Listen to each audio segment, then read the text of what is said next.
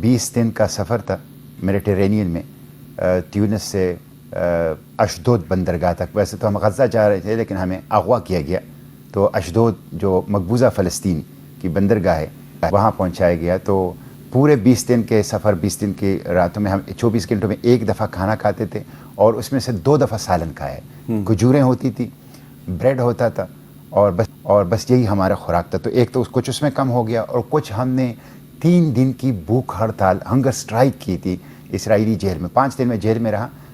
Jail تو نہیں تھا، وہ تو ایک کنسنٹریشن کیمپ تھا، ایک سیل تھا، ٹارچر سیل تھا. تو اس میں جو 3 دن بھوک ہڑتال کی تھی، اس سے پھر کافی وزن میرا کم ہو گیا. تو اللہ نے کرم کیا اور ہم نے اسرائیل کو پوری دنیا کے اندر ایکسپوز کر دیا. اس کا جو جنوسائیڈل فیس ہے، اس کی جو ٹیررسٹ چہرہ ہے، اس کو پوری دنیا میں ایکسپوز کر لیا. تو اس پہ میں اللہ کا شکر ادا کرتا ہوں. ایک تو ہمیں SOP دی گئی تھی کہ آپ جو ہیں جب ہم کریٹی سے روانہ ہوئے تو ہمیں پتہ ہے کہ اب ہم خطرے میں ہیں، ہم پہ کسی وقت ڈرون حملہ دوبارہ ہو سکتا ہے. حالانکہ پہلے ہمارے اوپر تیونس سے سسلی کی طرف جاتے ہوئے ڈرون حملہ ہوا پوری رات.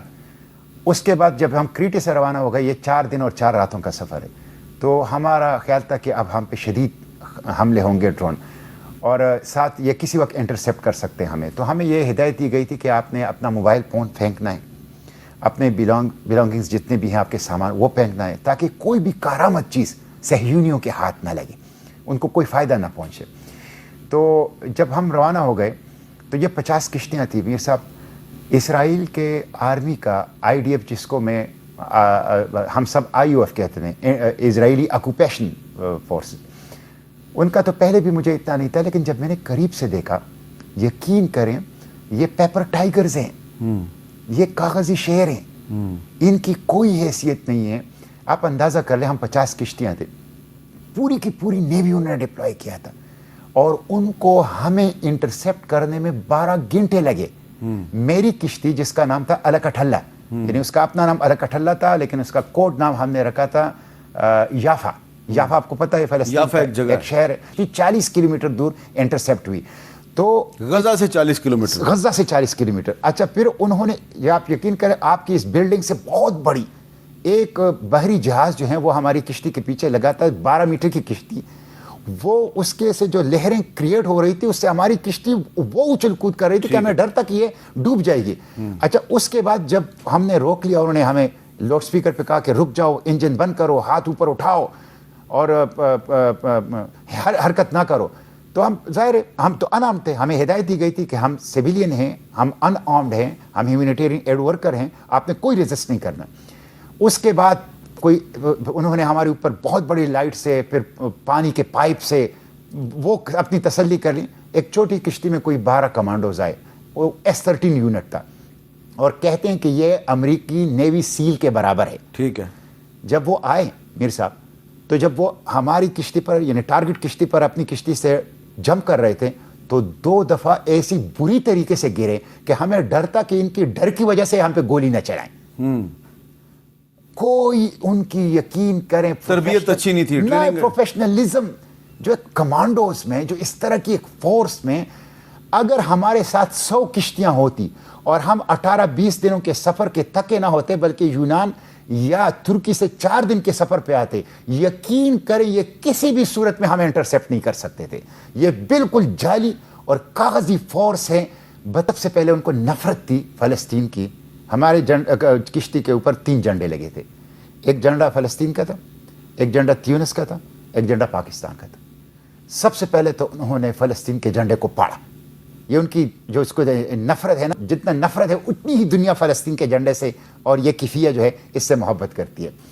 اس کے بعد انہوں نے، جب ہم آگے چلے تو انہوں نے پاکستان کا جھنڈا پھاڑا تو نہیں، لیکن اس کو کھینچ کے وہ نکالا. میں نے جا کے اس سے کچھ کہے بغیر، اس لیے کہ ہمیں ہدایت کی کہ آپ ان کو آئی کانٹیکٹ نہیں کریں گے، اس لیے کہ یہ آپ کو پروک کریں گے، تو آپ کچھ کہل کریں اور آپ کے فائر کریں اور ان کو جواز مل جائے. سب کچھ ریکارڈ ہو رہا تھا.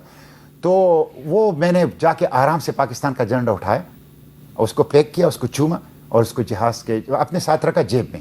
جب ہم اوپر، ہمیں انہوں نے جب کشتی سے اتارا تو سب کو زمین پہ لٹایا. ہاتھ نیچے رکھو، زمین پہ لیٹ جاؤ، سر اوپر نہیں اٹھاؤ گے. معمولی سا کوئی حرکت کرتا تھا اس کو لات مارتے تھے. پھر اس کے بعد ہر بندے کے ساتھ انہوں نے 2 اپنے آرمی کے لوگ لگائے. اور میرے ساتھ جو 2 بندے لگائے وہ کوئی سیکنڈ لیفٹیننٹ یعنی بالکل ینگ تھے.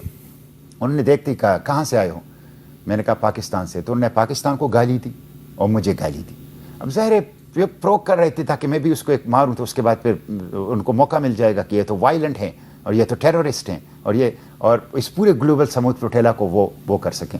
تو اس کے بعد جو ہیں وہ پورے راستے میں یورپین کو بھی چھیڑتے رہے. کہاں جا رہے؟ غزہ.